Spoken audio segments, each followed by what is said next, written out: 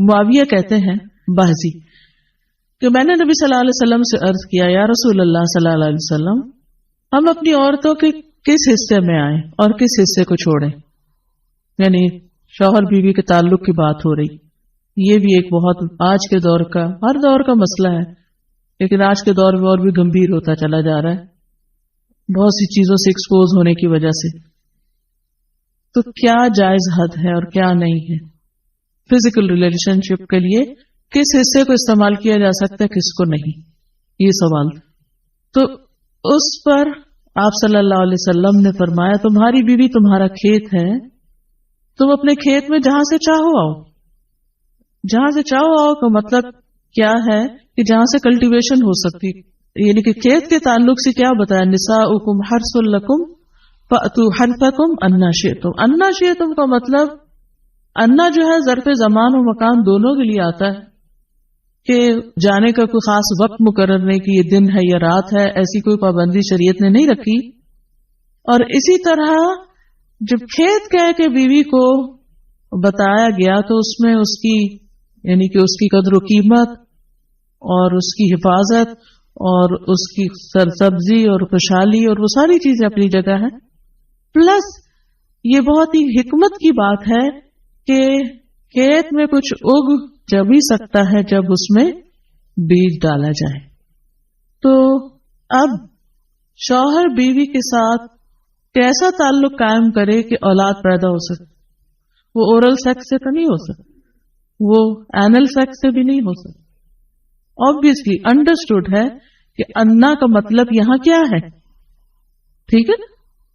یعنی یہ وہ باتیں کہ جن کو بہت لفظوں کو کھول کھول کے نہیں بولا جا سکتا لیکن اٹس انڈرسٹوڈ. تو آپ نے کہا جہاں سے چاہو, یعنی کوئی رکاوٹ نہیں, ممانعت نہیں. اس کا یہ مطلب نہیں کہ ناجائز حدود فلان کے کہو کہ اس کی بھی ممانعت نہیں. البتہ جب تم کھاؤ تو اسے کھلاؤ, یعنی کہ شوہر خود آؤٹنگ ڈائننگ کے لیے چلا جائے اور بیوی کو کہیں کہ بس گھر میں پکا لو اپنے لیے اور کھا لو, خود صرف دوستوں کے ساتھ رہے. دس از ناٹ رائٹ. بیوی کو بھی لے کے جائے اور ساس بھی بہو کو جانے دے. جب تم کھاؤ تو اسے بھی کھلاؤ, جب پہناؤ تو اسے بھی پہناؤ. کا مطلب یہ ہے کہ عید آئی ہے اپنے لیے سوٹ لے رہے ہو تو بیوی کو بھی کچھ لے کے دو. یہ ہے ایکوالٹی ایک طرح سے. تو اس کے چہرے پہ نہ مارو, اسے گالیاں مت دو, ابیوز نہیں کر سکتے. اور اسے قطع تعلقی اگر کرو, یعنی ویسے تو نہ کرو لیکن اگر کرو تو گھر کی حد تک رکھو, کک آؤٹ نہیں کرو, گھر سے باہر نہیں پھینکو, گھر سے نہیں نکالو. کیونکہ بعض شوہر کہتے ہیں نا فون پہ کہہ دیتے ہیں گھر چلی جاؤ ماں باپ کے, میں تب گھر میں داخل ہوں گا, آؤں گا ہی نہیں. یہ غلط ہے, ایسے نہیں کرنا چاہیے. اور یہ کیسے مناسب, یہ کیسے ہو سکتا ہے کہ تم اس کے ساتھ یہ سلوک کرو جبکہ تم ایک دوسرے کے پاس حلال طریقے سے آتے ہو. یعنی تمہارا ایک جائز تعلق ہے اور پھر تم اس تعلق کو اس طرح خراب کرو.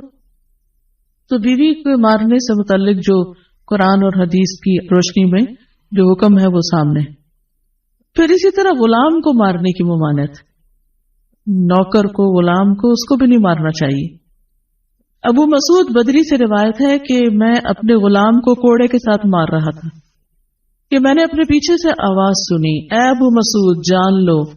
اور میں غصے کی وجہ سے آواز سمجھ نہ سکا, یعنی ایسے مار رہا تھا کہ مجھے نہیں سمجھ آئی کہ کس نے پکارا مجھے. جب وہ میرے قریب ہوئے تو وہ رسول اللہ صلی اللہ علیہ وسلم تھے اور آپ فرما رہے تھے جان لو ابو مسعود, جان لو ابو مسعود. کہتے ہیں میں نے اپنے ہاتھ سے کوڑا پھینک دیا تو آپ نے فرمایا جان لو ابو مسعود, یعنی آپ بار بار فرما رہے تھے اللہ تم پر زیادہ قدرت رکھتا ہے تمہاری اس غلام پر قدرت سے, یعنی جتنا تم اس غلام پہ قدرت رکھتے ہو اللہ اس سے زیادہ تم پہ قدرت رکھتا ہے, یعنی تمہیں مارے گا. کہتے ہیں کہ میں نے عرض کیا اللہ کے رسول صلی اللہ علیہ وسلم میں اس کے بعد کبھی غلام کو نہیں ماروں گا. اور بعض روایت میں آتا ہے کہ انہوں نے آزاد کر دیا. ابو عمر زازان سے روایت ہے, کہتے ہیں کہ ہم لوگ ابن عمر کے پاس تھے, انہوں نے اپنے غلام کو بلایا جسے انہوں نے مارا تھا.